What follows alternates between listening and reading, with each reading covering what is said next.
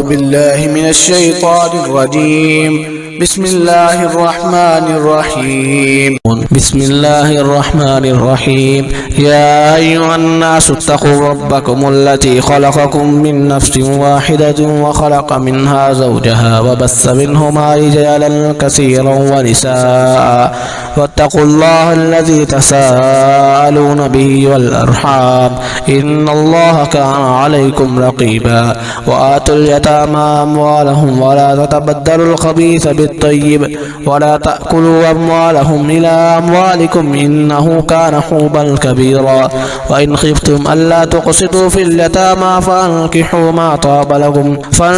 ما طاب لكم من النساء مثنى وثلاث ورباع فإن خفتم ألا تعدلوا فواحدة أو ما ملكت أيمانكم ذلك أدنى ألا تعولوا. وآتوا النساء صدقاتهن نحلة فإن طبن لكم عن شيء منه نفسا فكلوه هنيئا مريئا. ولا تؤتوا السفهاء أموالكم التي جعل الله لكم قياما وارزقوهم فيها واكسوهم وقولوا لهم قولا معروفا. وابتلوا اليتامى حتى إذا بلغوا النكاح فإن آنستم منه رشدا فادفعوا إليهم أموالهم ولا تأكلوها إسرافا وبدارا أن يكبروا. ومن كان غنيا فليستعفف ومن كان فقيرا فليأكل بالمعروف. فإذا دفعتم إليهم أموالهم فاشهدوا عليهم وكفى بالله حسيبا. للرجال نصيب مما ترك الوالدان والأقربون وللنساء نصيب مما ترك الوالدان والأقربون مما قل منه أو كثر نصيبا مفروضا. وإذا حضر القسمة أولو القربى واليتامى والمساكين فارزقوهم منه وقولوا لهم قولا معروفا. وليخشى الذين لو تركوا من خلفهم ذرية ضعافا خافوا عليهم فليتقوا الله وليقولوا قولا سديدا. إن الذين يأكلون أموال اليتامى ظلما إنما يأكلون في بطونهم نارا وسيصلون سعيرا. يوصيكم الله في أولادكم للذكر مثل حظ الأنثيين فإن كن نساء فوق اثنتين فلهن ثلثا ما ترك وإن كانت واحدة فلها النصف ولأبويه لكل واحد منهما السدس مما ترك إن كان له ولد فإن لم يكن له ولد وورثه أبواه فلأمه الثلث فإن كان له إخوة فلأمه السدس من بعد وصية يوصي بها أو دين. آباؤكم وأبناؤكم لا تدرون أيهم أقرب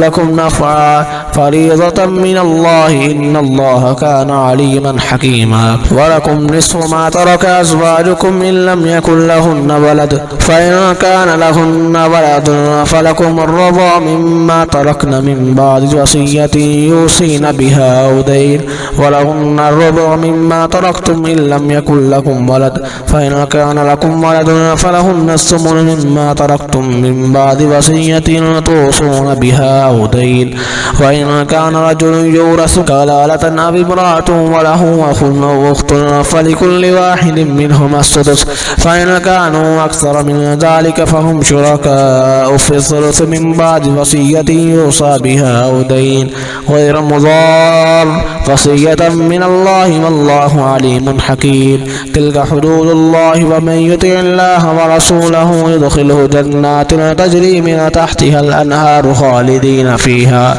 وذلك الفوز العظيم. ومن يعص الله ورسوله ويتعد حدوده يدخله نارا خالدا فيها وله عذاب مهين. واللاتي يأتين الفاحشة من نسائكم فاستشهدوا عليهن 4 منكم فإن شهدوا فامسكوهن في البيوت حتى يتوفاهن الموت ويجعل الله لهن سبيلا. واللذان يأتيانها منكم فآذوهما فإن تابا وأصلحا فأعرضوا عنهما إن الله كان توابا رحيما إنما التوبة على الله للذين يعملون السوء بجهالة ثم يتوبون من قريب فأولئك يتوب الله عليهم وكان الله عليما حكيما وليست التوبة للذين يعملون السيئات حتى إذا حضر أحدهم الموت قال إني تبت الآن ولا الذين يموتون وهم كفار أولئك أعتدنا لهم عذابا أليما يا أيها الذين آمنوا لا يحل لكم أن ترثوا النساء كرها ولا تعضلوهن لتذهبوا ببعض ما آتيتموهن إلا أن يأتين بفاحشة مبينة وعاشروهن بالمعروف فإن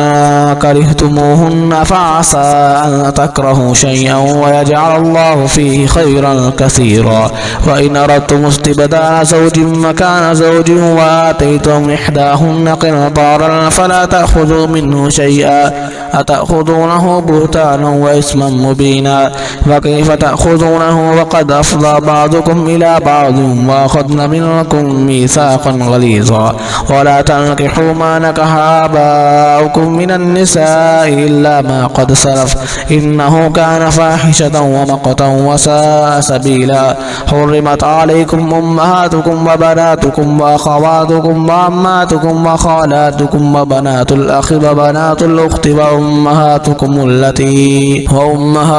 اللاتي يرضعنكم وأخواتكم من الرضاعة وأمهات نسائكم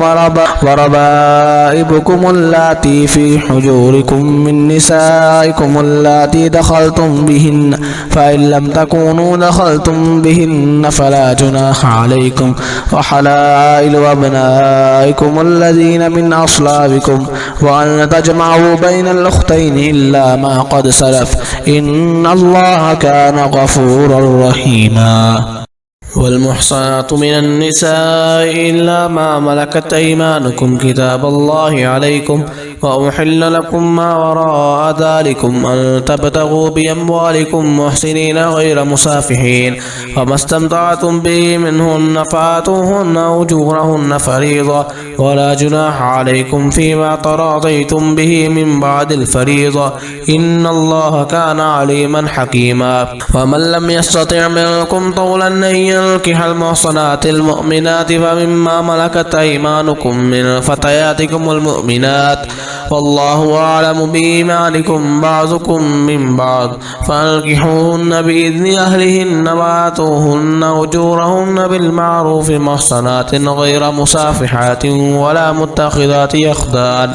فإذا أحسن فإن أتين بفاحشة فعليهن نصف ما على المحصنات من العذاب ذلك لمن خشي العنة منكم وأن تصبروا خير لكم والله غفور رحيم يريد الله ليبين لكم ويهديكم سنن الذين من قبلكم ويتوب عليكم والله عليم حكيم والله يريد أن يتوب عليكم ويريد الذين يتبعون الشهوات أن تميلوا ميلا عظيما يريد الله أن يخفف عنكم وخلق الإنسان ضعيفا يا أيها الذين آمنوا لا تأكلوا أموالكم بينكم بالباطل إلا أن تكون تجارة عن تراض منكم ولا تقتلوا أنفسكم إن الله كان بكم رحيما ومن يفعل ذلك عدوانا وظلما فسوف نصليه نارا وكان ذلك على الله يسيرا